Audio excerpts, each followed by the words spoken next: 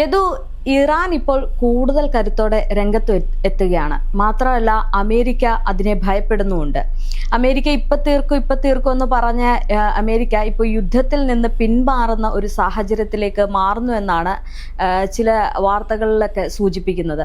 സത്യത്തിൽ അങ്ങനെ ഒരു സംഭവം ഉണ്ടോ? അല്ലെങ്കിൽ ഇറാൻ കൂടുതൽ കരുത്തോടെ വരുമ്പോൾ പശ്ചിമേഷ്യയും ഭയപ്പെടുകയാണ്? എന്താണ് ഇറാന്റെ ഒരു അവസ്ഥ? അല്ലെങ്കിൽ ഇറാനിൽ ഇപ്പൊ എന്താണ് നടക്കുന്നത്? രേഷ്മ, ഇതിൽ അമേരിക്കയ്ക്ക് നേരെ ഒരു ആക്രമണത്തിന് ഇറാൻ തയ്യാറെടുക്കുന്നു എന്ന നിലയിലാണ് ഇപ്പോൾ ഏറ്റവും പുതിയ വാർത്തകൾ വന്നിരിക്കുന്നത്. അതായത് അമേരിക്ക പിന്മാറിയില്ലെങ്കിൽ ഇറാൻ അമേരിക്കയെ ആക്രമിക്കുമെന്ന നിലയിലേക്ക് ഒരു വലിയ വെല്ലുവിളിയും മുന്നറിയിപ്പും പരോക്ഷമായി പല രൂപത്തിൽ പല ഭാവത്തിൽ നൽകിയിരിക്കുകയാണ്.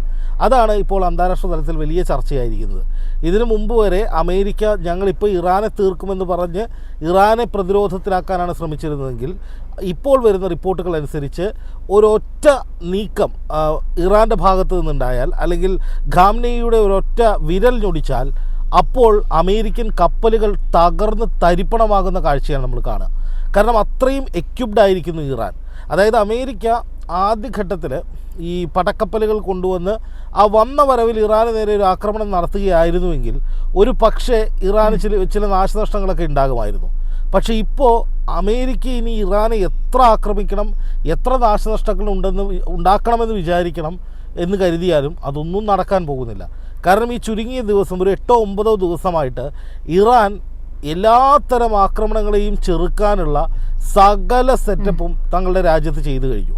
അതായത് വ്യോമ പ്രതിരോധ സംവിധാനങ്ങളായാലും മിസൈൽ ഇൻ്റർസെപ്റ്റേഴ്സ് ആയാലും ഈ കപ്പലുകളെ യുദ്ധം തുടങ്ങുമ്പോൾ തന്നെ മുക്കിക്കളയുന്നതിന് വേണ്ട ഏർപ്പാടുകളായാലും പശ്ചിമേഷ്യയിലെ അമേരിക്കൻ സൈനിക കേന്ദ്രങ്ങൾ തകർക്കാനുള്ള കാര്യത്തിലായാലും ഒക്കെ ഇറാൻ ഇത്രയും ദിവസം കൊണ്ട് അതിബൃഹത്തായ പദ്ധതികൾ തയ്യാറാക്കി കഴിഞ്ഞിരിക്കുന്നു. അതിൻ്റെ ഉദാഹരണമാണ് 24 മണിക്കൂറിനിടെ ഇറാനിൽ നിന്ന് 3 പ്രധാനപ്പെട്ട വെല്ലുവിളികൾ അമേരിക്കയ്ക്ക് നേരെ ഉണ്ടായിട്ടുണ്ട്. ഒന്ന്, ഇറാൻ്റെ പരമോന്നത നേതാവ് ആയത്തുള്ള അലി ഖാംനെയുടെയാണ്. ഖാംനെയി പറയുന്നത് ഇനി മുതൽ അങ്ങോട്ട് ഒരു യുദ്ധമുണ്ടായാൽ അത് ഇറാനും അമേരിക്കയും മാത്രമുള്ള ഒരു യുദ്ധമായിരിക്കില്ല, അത് പശ്ചിമേഷ്യൻ റീജിയൻ്റെ മൊത്തം യുദ്ധമായിരിക്കും, അല്ലെങ്കിൽ അറബ് രാജ്യങ്ങളുടെ മൊത്തം യുദ്ധമായിരിക്കും. അതായത് ഇറാന് പിന്തുണയുമായിട്ട് സകല അറബ് രാജ്യങ്ങളും കളത്തിലിറങ്ങും, അല്ലെങ്കിൽ അമേരിക്കയ്ക്ക് അറബ് രാജ്യങ്ങളുടെ പിന്തുണയോടെ ഇറാനെ ഒന്നും ചെയ്യാൻ കഴിയില്ല എന്ന നിലയിലേക്ക് ഇറാന് പിന്തുണയേറുന്നൊരു സാഹചര്യം ഇറാൻ ഈ കഴിഞ്ഞ ദിവസങ്ങളിലെ നയതന്ത്ര നീക്കങ്ങളിലൂടെ ഉണ്ടാക്കിയിട്ടുണ്ട്. ആ നയതന്ത്ര നീക്കമെന്ന് പറഞ്ഞാൽ ഒരിക്കലും ഇറാൻ പോയിട്ട് അറബ് രാജ്യങ്ങളുടെ കാല് പിടിക്കുകയല്ല ചെയ്തത്, മറിച്ച് ഈ അറബ് രാജ്യങ്ങൾ സൗദിയും ഒമാനും ഒക്കെ ചേർന്ന്, ഖത്തറും ഒക്കെ ചേർന്ന് എങ്ങനെയെങ്കിലും ഒരു കരാറുണ്ടാക്കാൻ, അമേരിക്കയും ഇറാനും തമ്മിലുള്ള ഒരു കരാർ ഉണ്ടാക്കാൻ വേണ്ടി ശ്രമിച്ചു.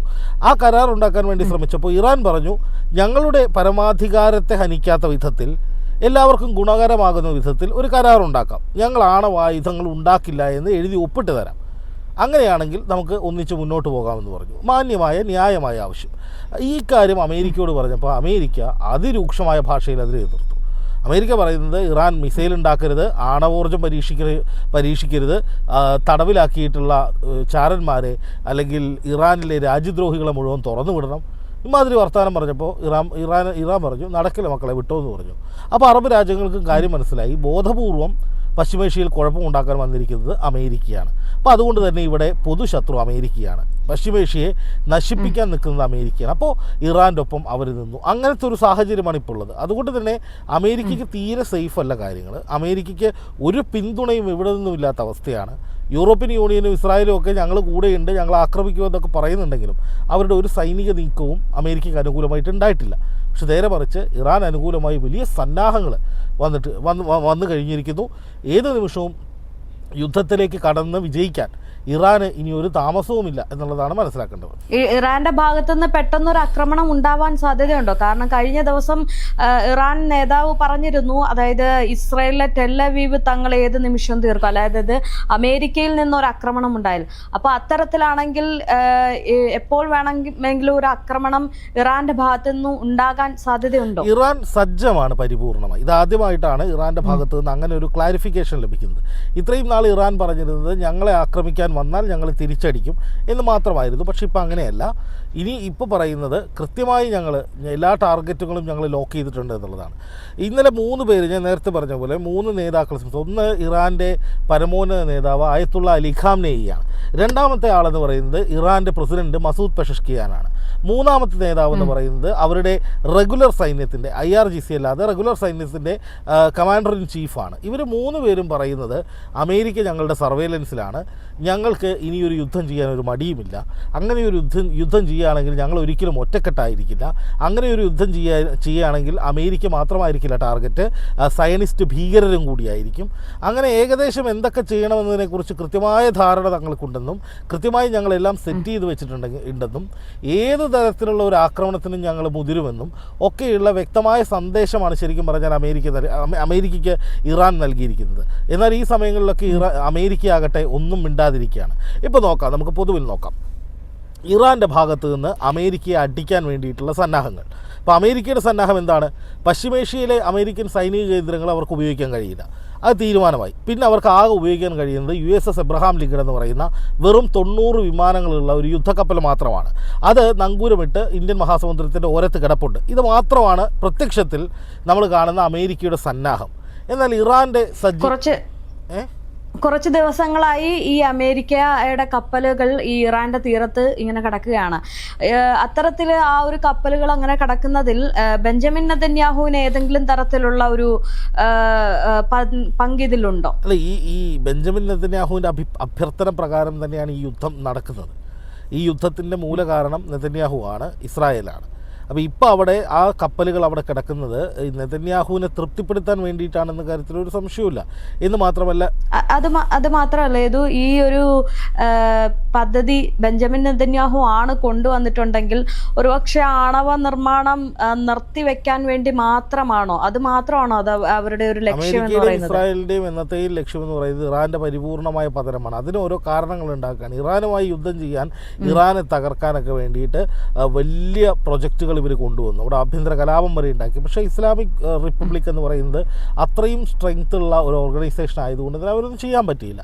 അപ്പോൾ ഇങ്ങനെ ഓരോരോ കാരണങ്ങൾ പറഞ്ഞുകൊണ്ട് ഇറാനെ ആക്രമിക്കുക എന്ന ലക്ഷ്യത്തോടു കൂടി ഇവരിങ്ങനെ പലതും ചെയ്യും. പക്ഷേ ഇത്തവണ അമേരിക്കയ്ക്കും ഇസ്രായേലിനുമൊക്കെ പണി പാലും വെള്ളത്തിൽ കിട്ടുകയാണ്. അവരുടെ മുഴുവൻ കണക്കൂട്ടലും തെറ്റി. കാരണം അവരുടെ പക്കൽ ഈ പടക്കപ്പൽ മാത്രം ഇവിടെ ഇന്ത്യൻ മഹാസമുദ്രത്തിൽ കിടക്കുന്നുള്ളൂ. നമുക്ക് ഇറാൻ്റെ സന്നാഹങ്ങൾ നോക്കി നോക്കുക. ഇറാൻ്റെ പ്രാഥമികമായിട്ടുള്ള ഏറ്റവും ബൃഹത്തായ സന്നാഹം എന്ന് പറയുന്നത് അവരുടെ ഡ്രോണുകളാണ്. ഏതാണ്ട് 2000-ലധികം ഡ്രോണുകൾ അവർ സെറ്റ് ചെയ്തു, സജ്ജമാക്കി കഴിഞ്ഞു. കഴിഞ്ഞ ദിവസം വന്ന വാർത്തകൾ ഞാൻ ഏകോപിപ്പിച്ച് പറയുകയാണ്. അവരുടെ ഡ്രോണുകൾ മുഴുവൻ അവർ സെറ്റ് ചെയ്തു. ആ ഡ്രോണുകൾ റെഡി ടു ഫ്ലൈ ആണ്. അതിൻ്റെ പരീക്ഷണങ്ങൾ നടക്കുന്നുണ്ട്. ഒപ്പം ഈ സർവൈലൻസിന് വേണ്ടിയിട്ടുള്ള ലോങ് റേഞ്ച് ഡ്രോണുകൾ അവർ ഈ USS എബ്രഹാം ലിങ്കൺ കപ്പലിനെ വലയം ചെയ്ത് പലയിടത്തും വെച്ചിട്ടുണ്ട്. അതായത് ഒരു ഇലയനങ്ങിയാൽ ആ USS എബ്രഹാം ലിങ്കണിൽ ചൊറിയും കുത്തിയിരിക്കുന്ന സൈനികർ ഒരു ചൂണ്ടയിട്ട് അതിലൊരു മീൻ കൊത്തിയാൽ ആ മീനിൻ്റെ ഡീറ്റെയിൽ വരെ ഇറാൻ്റെ കയ്യിൽ കിട്ടുന്ന അവസ്ഥയിലേക്ക് അവർ സർവൈലൻസ് ചെയ്ത് വെച്ചിട്ടുണ്ട്. പിന്നെ അടുത്തത് മിസൈലുകളുടെ കമനീയ ശേഖരമാണ്. ഇറാനെ സംബന്ധിച്ച് അവരുടെ ഒരുപാട് തദ്ദേശീയമായി രൂപപ്പെടുത്തിയെടുത്തിട്ടുള്ള നിരവധി മിസൈലുകൾ അവർ ഈ അമേരിക്കൻ സൈനിക കേന്ദ്രങ്ങൾ സെറ്റ് ചെയ്ത് വെച്ചിട്ടുണ്ട്. അതായത് അമേരിക്കയുടെ ഗൾഫ് രാജ്യങ്ങളിലെ സൈനിക കേന്ദ്രങ്ങൾ തകർക്കാൻ വേണ്ടിയിട്ട് അങ്ങോട്ട് എയിം ചെയ്ത് വെച്ചിട്ട് കുറച്ച് ദിവസങ്ങളായി. അവിടെ 2 ദ്വീപുകളുണ്ട്. ആ ദ്വീപുകളിലും ഈ മിസൈലുകൾ സജ്ജമാക്കിയിട്ടുണ്ട് അമേരിക്കയ്ക്കെതിരെ. അതിൽ ചിലത് ഇസ്രായേലിനെയും ലക്ഷ്യമിട്ടിട്ടുള്ളതാണ് എന്ന് നേരത്തെ റിപ്പോർട്ടുകളുണ്ടായിരുന്നു. അത് രണ്ടുമായേ. പിന്നെ വരുന്നത് പ്രേത ബോട്ടുകൾ എന്നൊക്കെ വിളിക്കാവുന്ന കടലിലൂടെ എത്ര വേഗത്തിലും എത്ര ദൂരം വേണമെങ്കിലും സഞ്ചരിച്ച് എതിരാളികളുടെ കപ്പലുകളെ മുക്കാൻ കഴിയുന്ന പ്രേത ബോട്ടുകൾ, ഗോസ്റ്റ് ബോട്ട് എന്ന് പറയുന്ന ഒരു സംവിധാനം, അത് ഇറാൻ സെറ്റ് ചെയ്ത് കടലുകളിൽ റെഡിയാക്കി വെച്ചിട്ടുണ്ട്. അത് ഹോർമുസ് കടലിടുക്കിലാണ് പ്രധാനമായും അത് കേന്ദ്രീകരിച്ചിട്ടുള്ളത്. അതും ഈ പറയുന്ന അമേരിക്കയുടെ USS എബ്രഹാം ലിങ്കൺ അടിക്കാൻ വേണ്ടി സെറ്റ് ചെയ്തിട്ടുള്ളതാണ്. അതോടൊപ്പം ഹോർമുസ് കടലിടുക്ക്, അതുപോലെ ഇന്ത്യൻ മഹാസമുദ്രത്തിൻ്റെ വടക്കൻ ഭാഗങ്ങൾ, അതുപോലെ ഒമാൻ്റെ തീരങ്ങൾ, ഈ ഭാഗങ്ങളിലൊക്കെ ആയിട്ട് ഇറാൻ്റെയും റഷ്യയുടെയും ചൈനയുടെയും സംയുക്ത സൈന്യം പല വിധത്തിലുള്ള സൈനികാഭ്യാസങ്ങൾ നടത്തുന്നുണ്ട്. അത് കരസേന, വ്യോമസേന, നാവികസേന, ഈ 3 സേനകളും അഭ്യാസത്തിൽ പങ്കാളികളാണ്. അപ്പോൾ എന്താ സംഭവിക്കുക? ഒരു പൊടുന്നനെ ഒരു ആക്ഷൻ നടത്തണമെങ്കിൽ ഇവർ 3 ആളും ഒന്നിച്ച് അവിടെ ഉണ്ട്. ആ ആളുകൾ, ആ ഒരു സൈനിക സ്ട്രെങ്ത്, ശക്തി എന്ന് പറയുന്നത് ഒറ്റയടിക്ക് അമേരിക്കൻ കപ്പലുകളെ മുക്കാൻ കഴിയുന്ന വിധത്തിലുള്ളതാണ്. പിന്നെ അടുത്തത് നോക്കുക, ഇറാൻ്റെ മണ്ണിൽ അമേരിക്കൻ സൈനികർക്ക് വേണ്ടി പടുകൂറ്റൻ ശവക്കുഴികൾ ഒരുക്കി വെച്ചിട്ടുണ്ട്. വെച്ചിരിക്കുകയാണ്. അതിൻ്റെ അർത്ഥം എന്താണ്? ഞങ്ങൾ യുദ്ധം തുടങ്ങും, നിങ്ങൾ ചെയ്തില്ലെങ്കിൽ ഞങ്ങൾ നിങ്ങളെ തല്ലിക്കൊന്ന് കുഴിച്ചു മൂടി ഇതിൻ്റെ അകത്തിടും എന്നാണ് സത്യം പറഞ്ഞാൽ ഇറാൻ പറഞ്ഞത്. കാരണം ഇറാനും മടുത്തെന്ന് എത്രയാണെന്ന് വെച്ചിട്ടാണ് എല്ലാ ദിവസവും ട്രംപിൻ്റെ വായിരിക്കുന്ന ചീത്ത മുഴുവൻ കേൾക്കുക. എന്നാൽ എന്തെങ്കിലും ചെയ്യണ്ടേ? അതുമില്ല. ട്രംപ് പറഞ്ഞു നിങ്ങൾ ആണവ കരാറിൽ ഒപ്പിടാമെന്ന് പറഞ്ഞു. പക്ഷേ അത് നിങ്ങൾ പറയുന്ന പോലെ പറ്റില്ല എന്ന് പറഞ്ഞു. അപ്പോൾ ട്രംപ് പറഞ്ഞു അങ്ങനെയാണെങ്കിൽ നിങ്ങൾ യുദ്ധം ചെയ്യും. അപ്പോൾ ഇറാൻ പറഞ്ഞു എന്നാൽ ശരി വാ യുദ്ധം ചെയ്യാമെന്ന് പറഞ്ഞു. അപ്പോൾ ട്രംപ് ഒട്ട് വരുന്നില്ല. എന്നിട്ട് ട്രംപ് എന്ത് ചെയ്യുന്നു? ഇങ്ങനെ ഓരോ ദിവസവും ഇറാനെ ചീത്ത വിളിച്ചുകൊണ്ടിരിക്കുകയാണ്. ഇറാൻ അങ്ങനെയാണ്, ഇങ്ങനെയാണ്, ഇറാൻ വലിയ പ്രശ്നമാണ്, ഇറാൻ തിന്മയുടെ അച്ചുതണ്ടാണ്, ഈ ലോകത്തിൻ്റെ നാശമാണ്, ഇറാൻ ആണവ ശക്തിയാണ്, ആണവ ആയുധങ്ങൾ നിർമ്മിച്ച് ഈ ലോകത്തെ നശിപ്പിക്കും. ഇങ്ങനെ ഓരോ ദിവസവും ഇറാനെ ചൊറിഞ്ഞുകൊണ്ടിരിക്കുമ്പോൾ ഒരു പരിധി കഴിയുമ്പോൾ ഇറാൻ റിയാക്ട് ചെയ്യും. ഇപ്പോൾ സംഭവിച്ചുകൊണ്ടിരിക്കുന്നത് ഇറാൻ്റെ റിയാക്ഷനാണ്. ഇറാൻ ഇത്രയും കാലം യുദ്ധം ചെയ്യും എന്ന നിലയിലേക്ക് പ്രഖ്യാപിച്ചിരുന്നില്ല. ഇങ്ങോട്ട് വന്നാൽ അങ്ങോട്ടടിക്കുമെന്നാണ് പറഞ്ഞത്. പക്ഷേ ഇപ്പം നേരെ തിരിച്ചാണ്. ഇപ്പോൾ ഇറാൻ ഓരോ മണിക്കൂറിലും അമേരിക്കയെ വെല്ലുവിളിക്കുകയാണ്. ഇറാൻ ഓരോരോ സംവിധാനങ്ങളായിട്ട് ഈ തീരത്തേക്ക് കൊണ്ടുവന്ന് ഇടുകയാണ്. കടലിൽ മുഴുവൻ ഇറാൻ്റെ സർവേലൻസും ഇറാൻ്റെ ആയുധക്കപ്പൽ, ഇറാൻ്റെ പടക്കപ്പലുകളും ഇറങ്ങിയിട്ടുണ്ട്. ഇറാൻ്റെ പടക്കപ്പലുകളും മറ്റു സന്നാഹങ്ങളും മുഴുവൻ അവർ സജ്ജമാക്കി കഴിഞ്ഞു. ആയത്തുള്ള അലി ഖാംനെയി ഒളിവിലാണ്, അമേരിക്കയെ പേടിച്ച് ബങ്കറിലാണ്, ഇനി പുറത്തു വരില്ല എന്നൊക്കെ വാർത്തകൾ വന്നിരുന്നു. പക്ഷേ അദ്ദേഹത്തിൻ്റെ സ്റ്റേറ്റ്മെൻറ്റ് ഇന്നലെയും പുറത്തു വന്നു.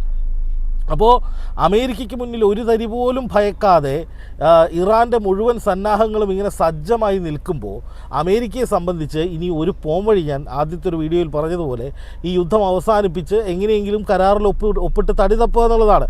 പക്ഷേ ട്രംപ് പിന്നെയും ഈ മർക്കടമുഷ്ടി കാണിക്കുന്നതോടുകൂടി ആകെ ഉണ്ടാകാൻ പോകുന്നൊരു കാര്യമെന്ന് പറഞ്ഞാൽ ഒരു പരിധി കഴിയുമ്പോൾ ചിലപ്പോൾ ഹൂത്തികൾ കയറി അമേരിക്കയെ അടിക്കാനുള്ള സാധ്യതയുണ്ട്.